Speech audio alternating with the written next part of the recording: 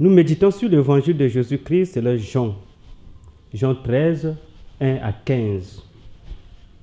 Il est question du premier repas et le lavement des pieds. Frères et sœurs, c'est justement avant la Pâque que Jésus donne son dernier repas et procède par le lavement des pieds de ses disciples. L'agissement de Jésus nous attire beaucoup d'attention. Jésus, fils de Dieu, prend la place d'un esclave. Il s'agenouille devant ses disciples pour leur laver les pieds. Geste hautement symbolique et véritable acte d'humilité dans la société juive.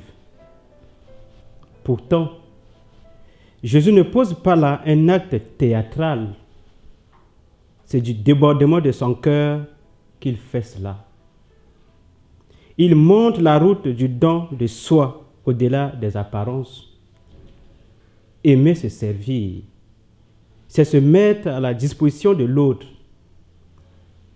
C'est se mettre en dessous de lui pour l'aider.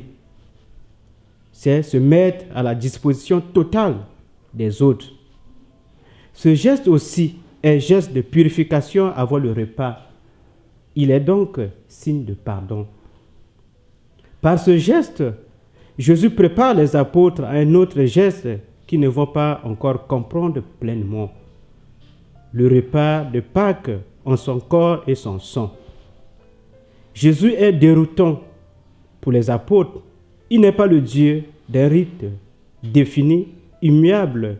Il est le Dieu de l'amour qui s'invite et invite.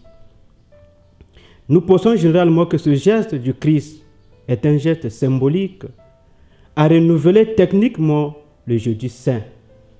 Ce n'est pas vrai, car Jésus dit, c'est un exemple que je vous ai donné pour que vous fassiez vous aussi comme j'ai fait pour vous.